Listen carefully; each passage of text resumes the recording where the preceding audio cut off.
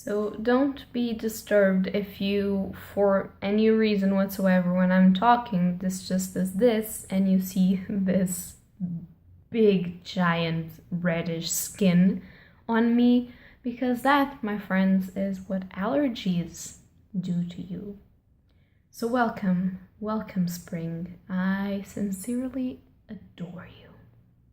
Hello beautiful bookworms, my name is Katrina and welcome to my channel, and today I decided I was going to do a video about one of my favorite books of the year. And yes, I am saying a favorite book of the year before the year is even over. Why?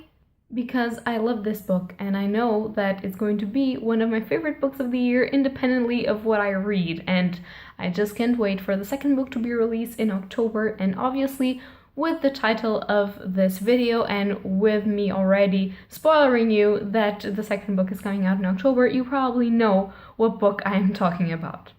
Yes, that's right, it's Strange the Dreamer by Laini Taylor. And I will start by saying that this cover is not as attractive as the cover that I actually wanted to buy, which is the dark bluish moth, big giant golden moth, and the cover that was the original, I believe, UK edition for the paperback and the hardcover.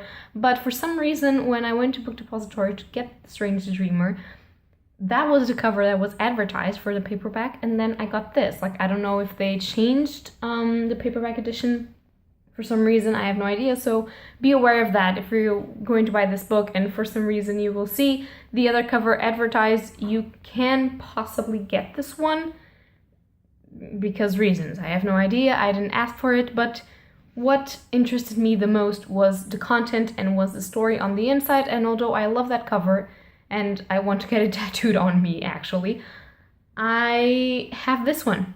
And this one is the hotter edition. I don't know if you say it like that, hotter.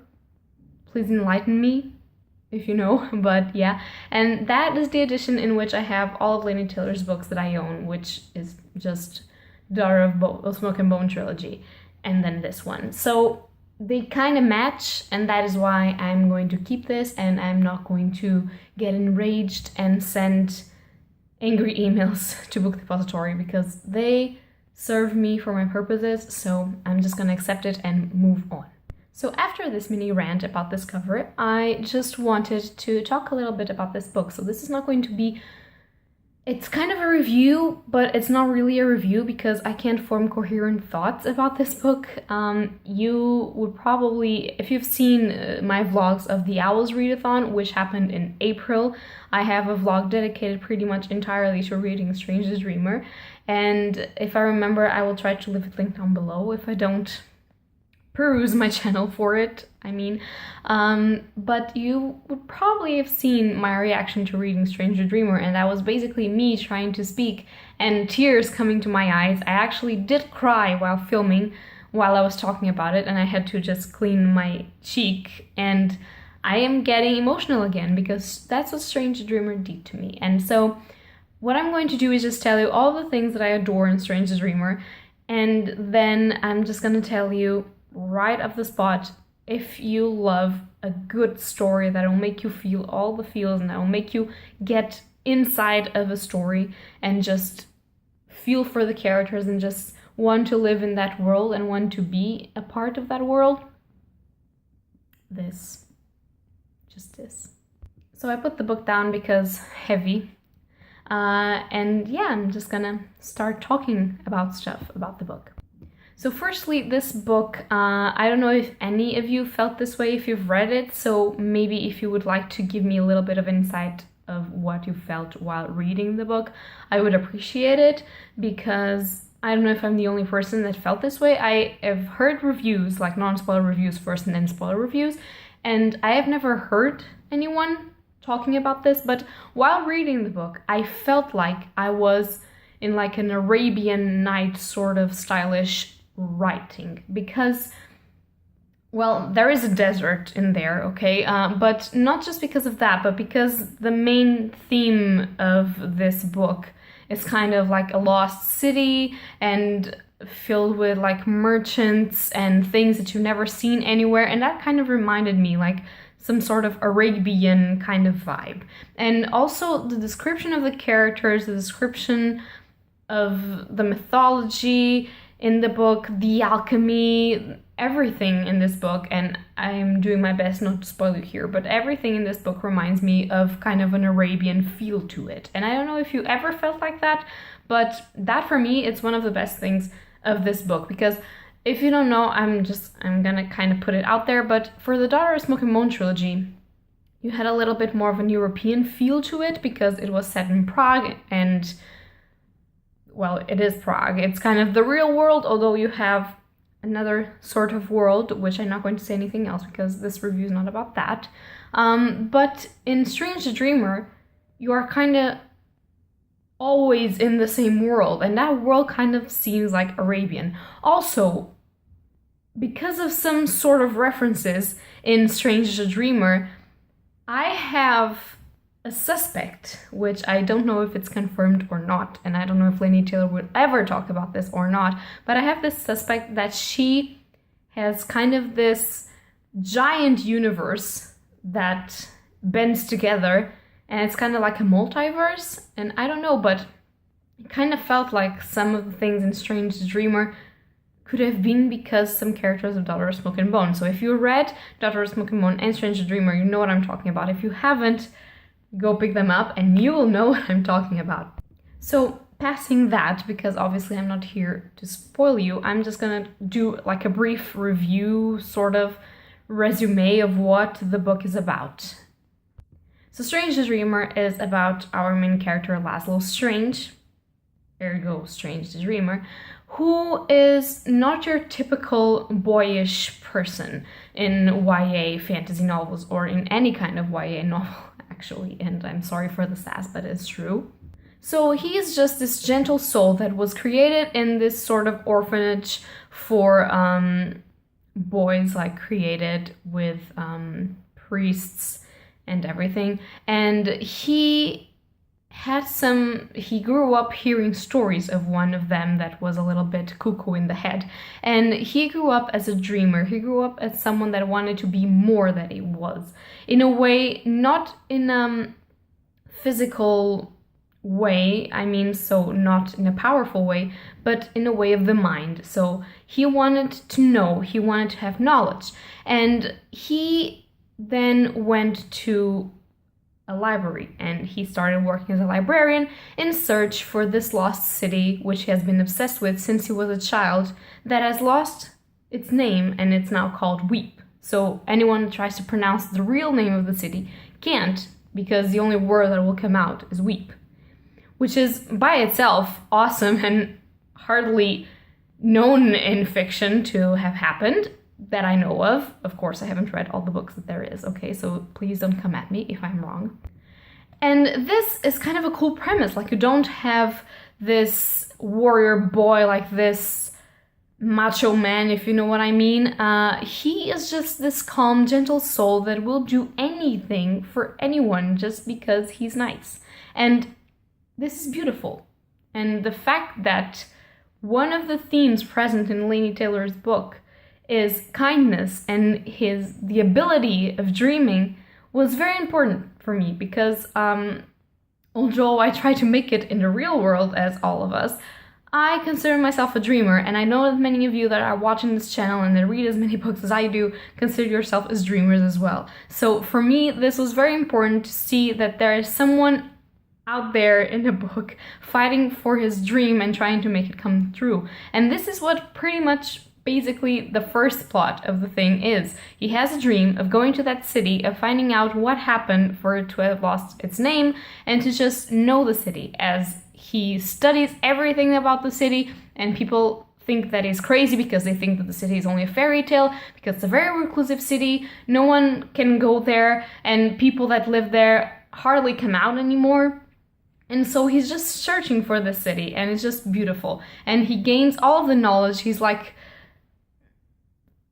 an academic of the city, and it's great, it's beautiful. And one day he has the opportunity to go to that city, and that is where the main plot of the story begins. So apart from him, we have another character, and she's a girl named Sarai, and I'm not going to say anything else about her because she only appears later in the books, and she is a resident of the city, sort of, and that's all that I'm going to say.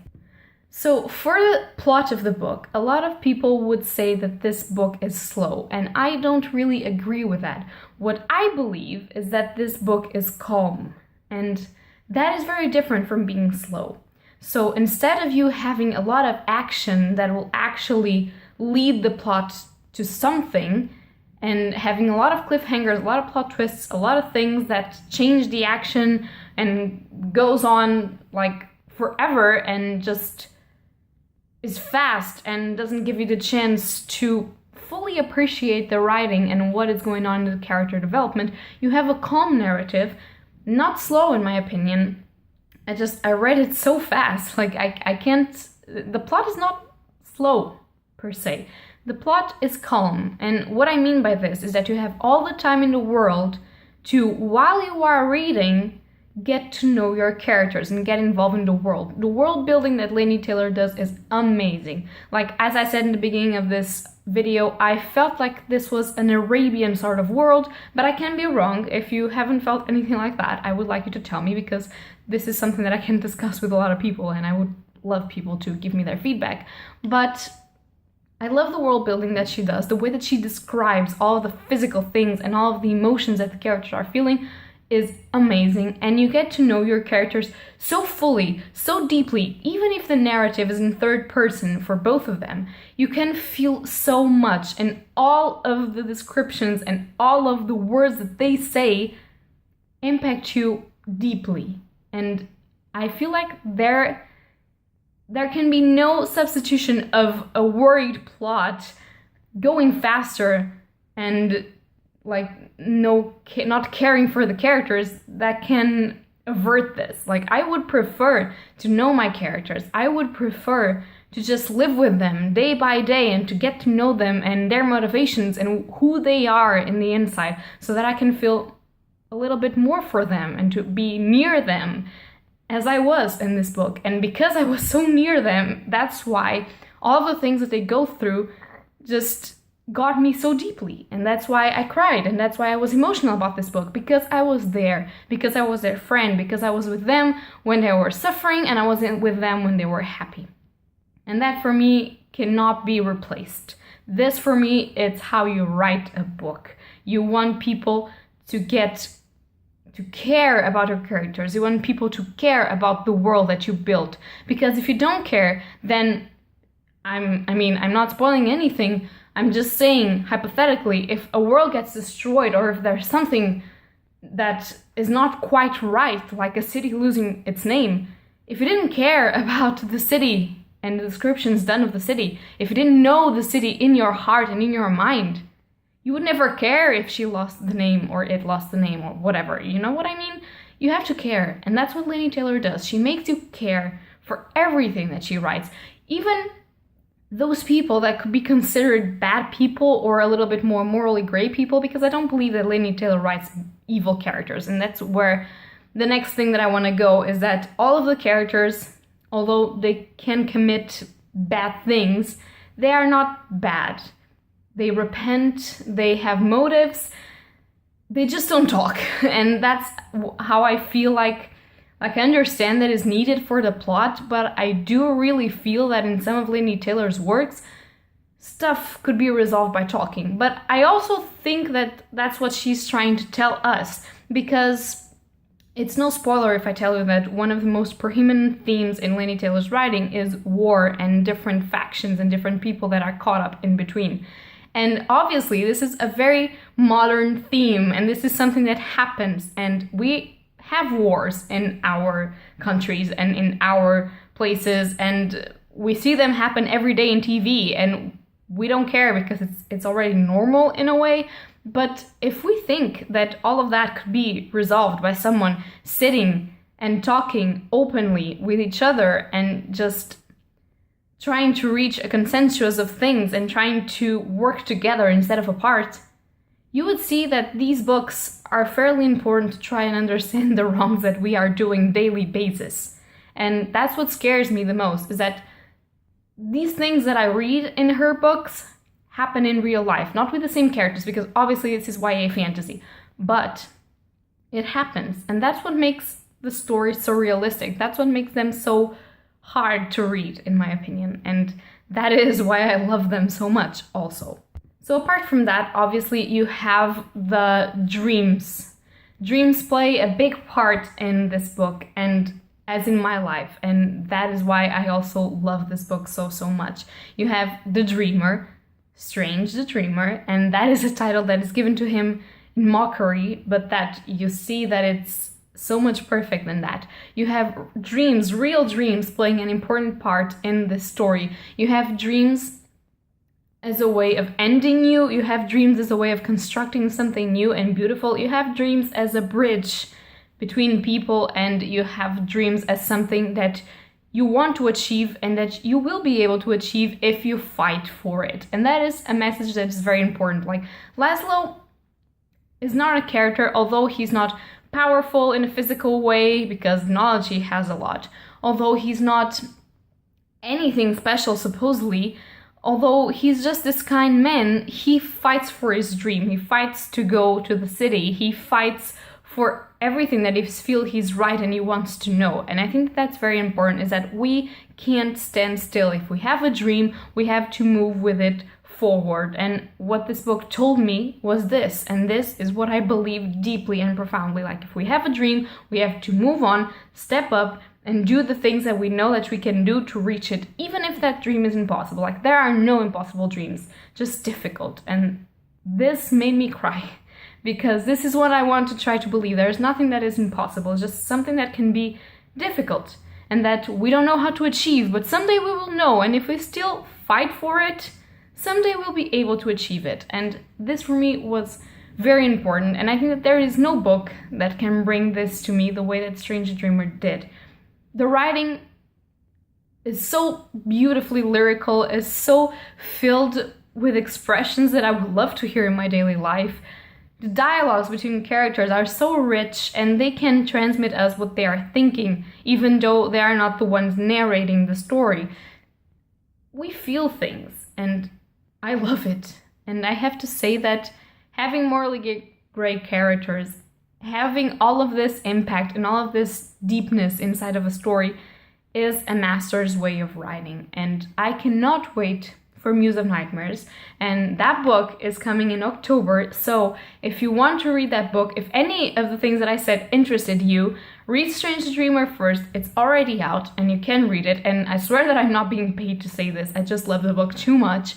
And then get to Muse of Nightmares. In October, I'm planning on reading that. I am planning on crying my heart out, because the end of Strange the Dreamer killed me, and I can't wait to know what happens next.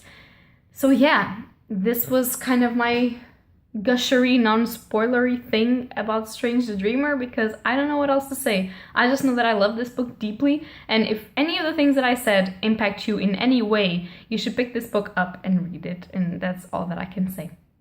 So yeah. So if you've read this book, or if you heard about it, or if you're planning on reading it or something, just come to the comments down below and discuss it with me, please, if you want. I would love to know your opinions about this book, even if they're not the same as mine. I'm totally fine about that. Even if you hate this book, I would love to know why, even though I don't hate it, obviously. And yeah, guys, that is all for this video, and happy readings to you all. Bye!